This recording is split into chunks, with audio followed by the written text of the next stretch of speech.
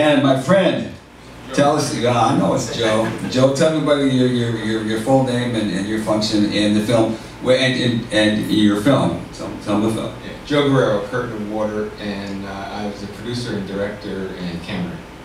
Now, how did you ever get started in doing this project? Well, I've been going to Cuba for about 15 years. Are you Cuban? No, I'm Italian.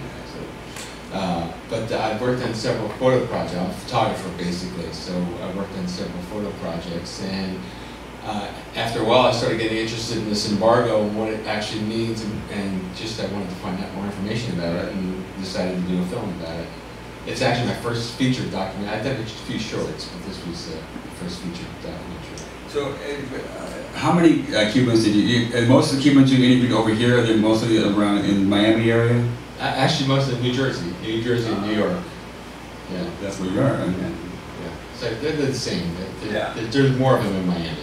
What I always strikes me with Cuban Americans too is this, how right-wing many of them are. Yeah, it's changing pretty quickly though. Yeah, even in Florida. Even in Florida, there are more people against the embargo than there used to be. But but it's still. Well, I think too a lot of the displaced Cubans back when Batista was overthrown, a lot of them were upper middle class, and so that's probably why, right? That's part of it. But the fellow in there, Vicente, who was the main counterpart, the pro embargo guy, he actually was in jail for like 7 years. He believed in the revolution at the beginning, and after Castro came into power, he didn't implement a lot of the things that he said he was going to, so there became almost like another revolution. There's going to be elections. And so there was like a temporary thing, no more than 40, 50 years. There was another revolutions in Cuba until 1965, and he was part of that. And they put those guys in jail and basically threw them out. Well, what do you think is going to happen in Cuba now?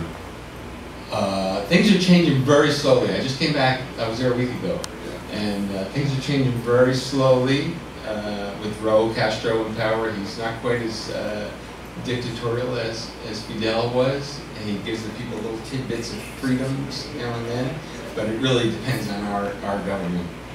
We just really have to do something. And just last week, the head of the U.S. Chamber of Commerce was there trying to draw up business, so things could be changing. I think even more the conservative wing of our government is usually the ones who are more want to keep the embargo. I think they're changing also because of the business aspects of it. It always comes down to that, doesn't it? Money. It comes down to money. What's so amazing though, no matter who gets elected president over the years, foreign policy usually stays the same, and very little changes. It does change with the party. When Carter was in power, the embargo was almost lifted. He had really opened up travel to Cuba. Things were changing, and then, of course, it changed to the Republicans, and then it changed. It got really stronger again, and then the Helms-Burton Act came into play, and no one was allowed to do business with him, and then lessened again with the Clinton administration, then it got stronger again with the Bush administration, and now it's getting a little bit less. With Obama's a little better? A little bit, not enough. Very little, yeah. And so, what's next for you? Are you going to do any more with this topic? Well, actually, I'm working on a couple little projects, but I'm planning on a sequel in a couple of years. 2 years after the embargo is lifted, I want to go back and interview the same people and actually see what's changed. That's a great idea. Thank you, my friend. It's an excellent documentary. Thanks for having me. No, thank you.